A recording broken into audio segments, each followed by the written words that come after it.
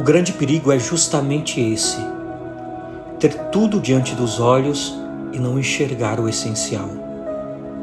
Voltar a Cristo é a chave. Evangelho segundo São João, capítulo 5, versículos do 31 ao 47. Meus irmãos e minhas irmãs, a liturgia de hoje nos convida a refletir sobre um dos momentos mais desafiadores da história de Israel. Durante o Êxodo, enquanto Moisés estava no monte recebendo os sinais da aliança eterna com Deus, o povo vivia impaciente e se desviaram do caminho e recorreram a uma solução precipitada para sua insegurança. Eram incapazes de suportar a espera e buscavam um substituto visível para a presença divina. A resposta de Deus é imediata: vai, desce, porque o teu povo que fizeste sair da terra do Egito se corrompeu. Não tardaram em se afastar do caminho que eu lhes havia indicado. Livro de Êxodo, capítulo 32, versículos 7 e 8. Meus irmãos, minhas irmãs, nós vemos que o desvio de Israel não é apenas um erro momentâneo, mas a manifestação de um coração inquieto, que se distancia da fé e busca garantias concretas onde devia haver confiança. Em vez de manter os olhos fixos no Deus invisível, eles criam um bezerro de ouro para chamar de seu um símbolo da necessidade humana de controlar o próprio destino.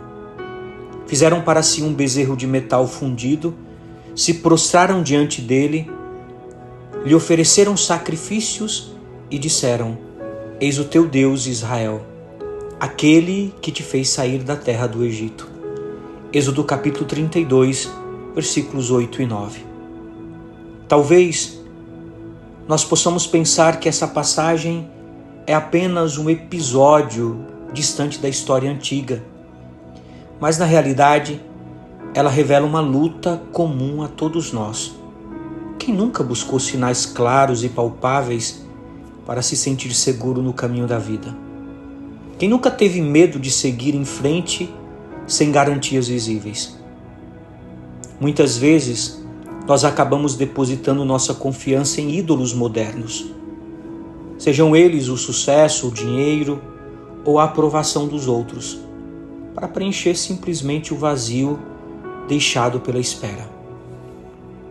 O relato bíblico da liturgia de hoje nos mostra que esse afastamento desperta a indignação divina, porque revela um povo que, apesar de ter experimentado a libertação, ainda não aprendeu a confiar plenamente no amor de Deus. Agora deixa que a minha ira se acenda contra eles e os destrua. De ti, porém, farei uma grande nação. Êxodo capítulo 32, versículo 10. Mas é aqui que entra Moisés, com um gesto surpreendente. Em vez de aceitar a proposta de Deus e se tornar o fundador de uma nova nação, ele se coloca entre o povo e a ira divina. Em uma atitude de intercessão corajosa, apela à fidelidade do Senhor e à aliança feita com seus antepassados. Porque, Senhor, se acenderá a tua ira contra o teu povo, que fizeste sair da terra do Egito com grande força e mão poderosa.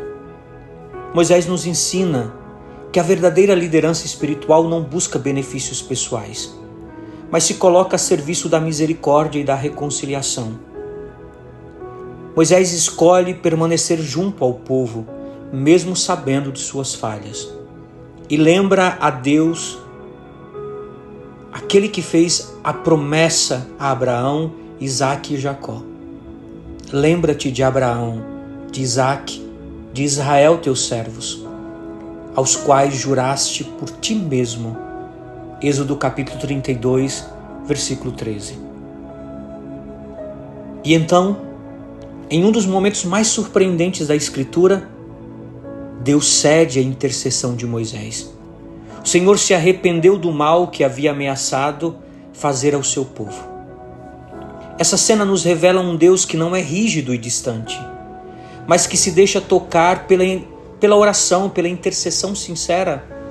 Ele não deseja a destruição, mas a conversão, e está sempre disposto a perdoar quando tem um coração disposto a interceder pelo outro.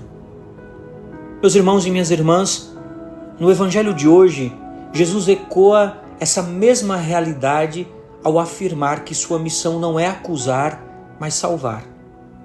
Em resposta àqueles que buscavam nele uma segurança baseada apenas em regras e tradições, ele declara: não penseis que serei eu a acusar-vos diante do Pai.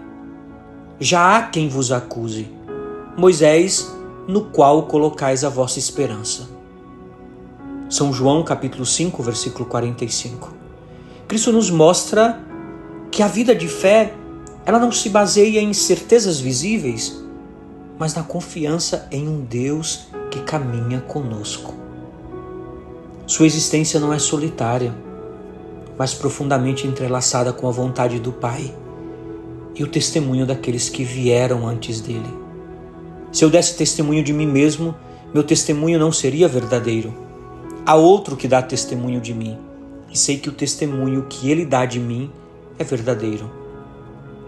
Nós podemos até conhecer todo o catecismo, memorizar a Bíblia, dominar a teologia e os ritos da liturgia, mas se nós reduzirmos o cristianismo a um conjunto de conceitos e práticas, nós corremos o risco de permanecer distantes de Deus. A fé cristã não é um acúmulo de conhecimentos ou regras.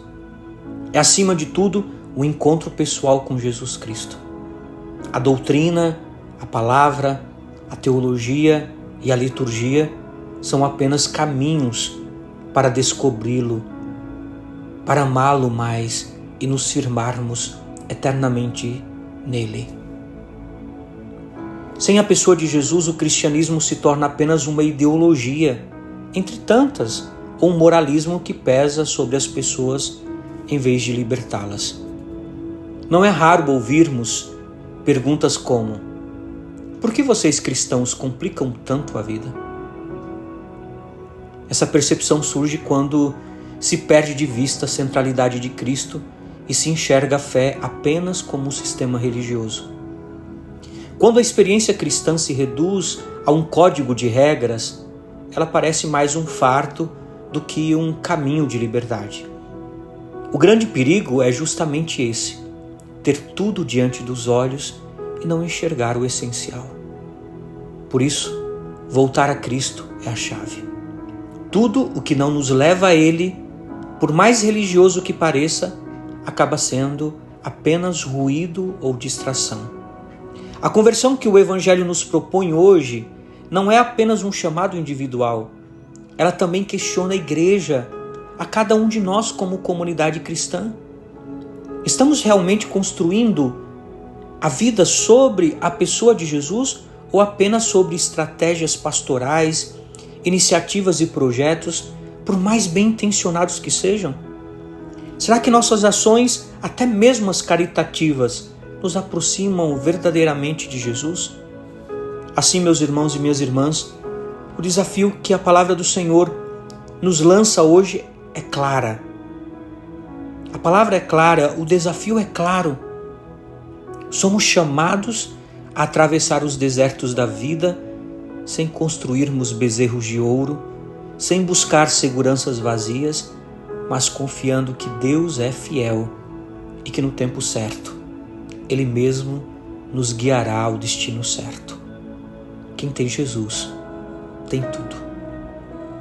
Uma santa quinta-feira para você e sua família, em nome do Pai, do Filho e do Espírito Santo. Amém. Paz e misericórdia.